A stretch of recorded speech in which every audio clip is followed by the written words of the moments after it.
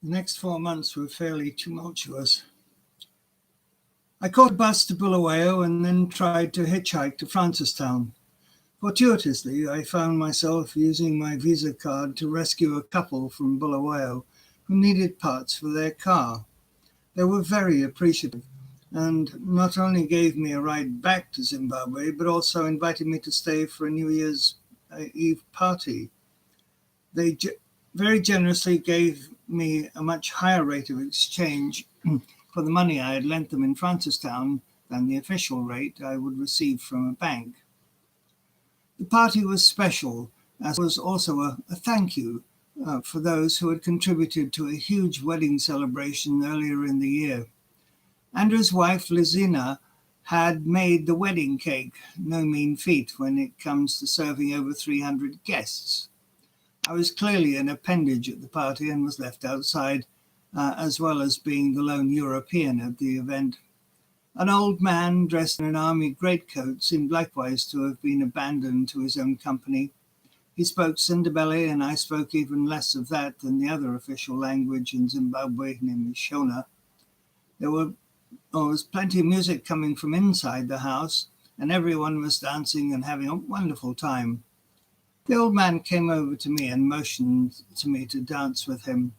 I had no clue how to even listen to music properly. Patient, and over the next half hour, the old man taught me to pick out a single instrument and follow it. He demonstrated each of the rhythms of the different instruments. Before long, I was moving in time and having fun. Several of the guests came outside to cool off and saw what we were doing. It was a real icebreaker, and I soon found myself being invited inside and given access to both food and friendship. I made it back to Chindanduma, having made some new friends and feeling very grateful for a wonderful holiday. I was looking forward to reconnecting with Morliv when, one sunny day, I was called to the office. There was a phone call for me, and the caller would call again in a few minutes. "Hello, Ray. Is that you?" She sounded troubled. "I have been transferred. I'm going to Marandera Secondary. I have to start in a few days. Can you come down to Harare to see me, please?" Ouch. Marandera was a great posting, but it was the kind of place that WUSC would never send one of its staff, precisely because it was a choice posting, and we were not in the job of replacing Zimbabwean teachers. Rather, we were there to fill difficult postings.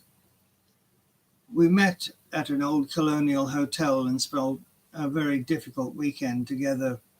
The children had talked about this friend of Mummy's who was very nice, and now he wants to name you in the divorce for alienation of affection, she told me.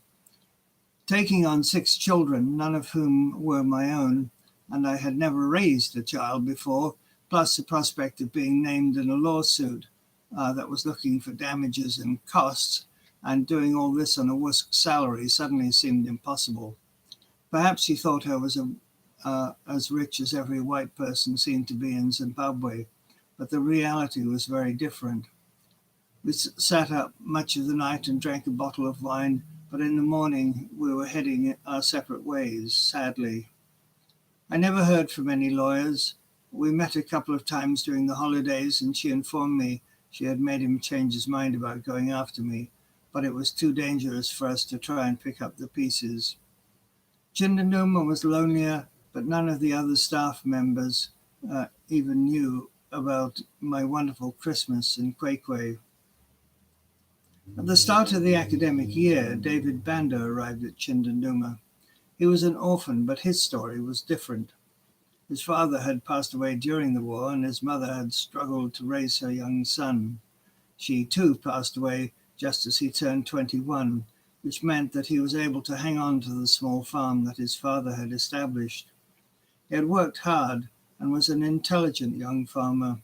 However, this was not his dream, and he rued the day when his father had died, and, of necessity, he was forced to withdraw from elementary school. He dreamed of being an educated man. He was determined that he would returned to school and continued to be a farmer, even at the risk um, of losing his plot of land. David planned to harvest and sell his crops to pay for his school fees.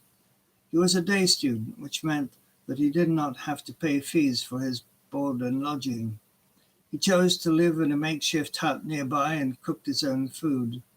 On weekends, he would go 50 kilometers to his home to weed his crops, look after his hut, and make sure no one had come to steal the land. Dave was intelligent, but lacked humility, and one way of insulting a Shona was to say, "You're too proud!" Certainly being too proud around a military culture did not go down very well. Several of the Zimbabwean teachers were former fighters, as were many of the groundsmen and staff. So when a new student arrived at the school and told them that their courses were too easy, they were not very open to his suggestion that he move up into Form 2 after being at the school for 4 weeks. I had other ideas. There was a school in Madziwa, the village where the students and staff transferred from the regular public transport to either the bus or the back of one of the school trucks for the final leg of their journey. There were fewer qualified teachers at Mutumba Secondary, but one German pair was teaching there, and I had met them. The next time I went to Madziwa, I made the 2-kilometer trek up to the school and related David's story to them. They arranged for an appointment with the headmaster and sent a message by phone. "I want to set 10 ZJC subjects in November," David announced to the startled headmaster on his arrival. "You see, I do not have very much time to get an education." Mr. Matema was a very gentle soul, diminutive, and, as is the case with many of his kind in positions of authority, he had something of a Napoleon complex. According to Captain Olson, he had been unjustly replaced as headmaster of the Salvation Army flagship school, the Howard Institute. His favorite tactic, as I was to learn later, was to make his staff feel they had let down this diminutive and kindly soul. "How could you possibly do such a thing?" seemed to resonate through the offender's mind as he was mildly rebuked. "Mr. Siva," he would say to his lone Tamil staff member, a brilliant but utterly irresponsible math teacher, when he finally showed up for work at the end of Tuesday classes. "I hope you have recovered. I was so sorry when you called to say that you were not well." Mr. Siva had spent that and numerous other weekends, dare one say 3 out of every 8, visiting his friends on the other side of Harare. He never failed to return with a headache and frequently a day or 2 late. "I feel so bad. He does this to me every time. He knows I am lying." True to form, Mr. Matema took David in. He helped this ambitious young man register for the correspondence courses for the 2 subjects that the school was unable to offer. He accepted the school fees and the exam fees, but each time he stood behind the seated David and put his hands on his shoulders, he would, without fail, say, "This is such a great burden on you. I am worried it will prove too much." The teachers at Chindanduma were greatly offended when they heard about it and ignored David in the village when their paths crossed. For my part, I did not enlighten them as to the changes, how these changes had come about. In April, I arranged my paid leave, a trip home to Vancouver via London. The term ended, and I had a few days to spare. So when my A-level students knocked on my door to request extra classes, I called them zealots. But I had nothing better to do, so we went back over Henry V, reading it aloud in an empty classroom. They all jumped into their parts willingly, struggling a bit with the Shakespearean text, but enthusiastic. Wilfred, who had parachuted into Rhodesia and killed a few men not all that different in age or profession from myself, read the "We few, we happy few, we band of brothers" speech, which Henry delivers just before the Battle of Agincourt. After delivering it perfectly, Wilfred stopped, turned to me, and almost breathlessly declared, "Ah, this is just like something one of my field commanders would have said before we made a jump into Rhodesia." It was a moment of pure magic. 400 years after Shakespeare had written those words, thousands of miles away and across a vast cultural gap, there was electricity, complete understanding. Within a week of this class, I was in the Old Vic in London watching a Peter Bodegovich production of the Henry Cycle. This renowned director had gone overboard to make the production relevant to the modern audience. The costumes of the three plays encompassed everything from faux Elizabethan to IRA hitmen and Harrier jump jets. When the scene before Agincourt arrived, I rose and walked out of the theatre. There was nothing to say. Wilfred had just got it, and native British speakers needed all this detritus in order to get it. Obtaining books, let alone getting enough books, at the right time had been a severe challenge for the new programme. The Cambridge A-level exams were hugely expensive, but the Ministry of Education ploughed ahead with it regardless, as it wanted to produce the first generation of publicly funded graduates who were the equals of their former colonial oppressors.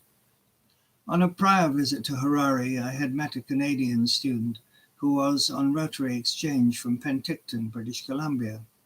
It was a fortuitous encounter, and during my 40th birthday tour of 3 continents, I made arrangements to go to Penticton and meet the Ndebele student, who was the other half of the exchange.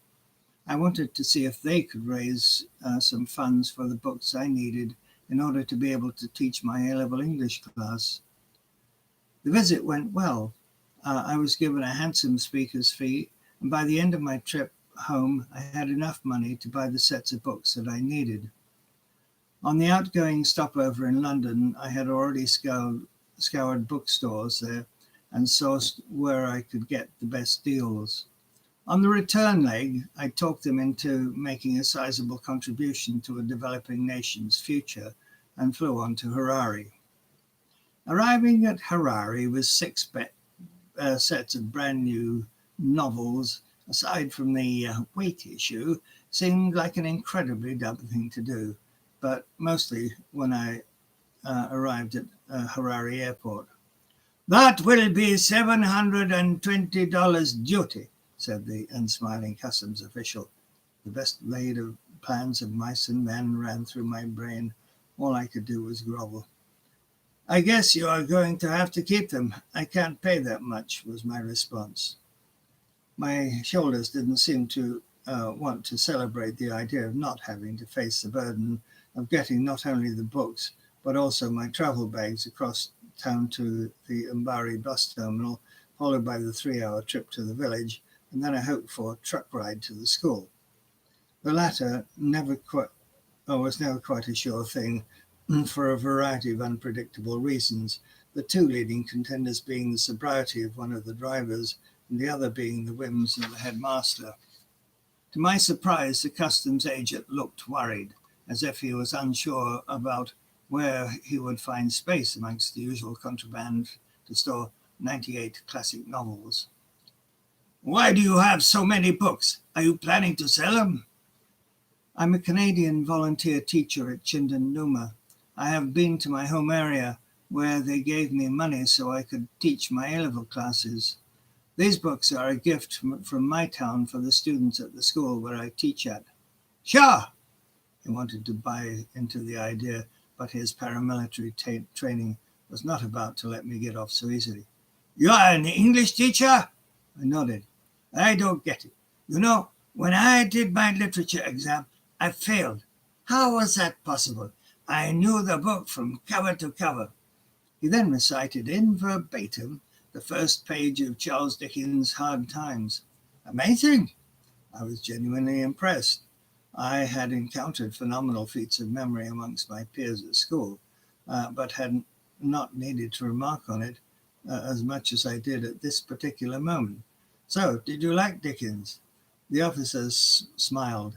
I had passed the test. After a brief discussion about how to answer exam questions, I very gratefully was waved through with my precious cargo. What was supposed to have been a triumphal return to Chindanduma turned out to be something entirely different. I discovered that I had been replaced as the head of the English department by a recent university graduate with no previous teaching experience. The conversation with Maeda was something somewhat tense.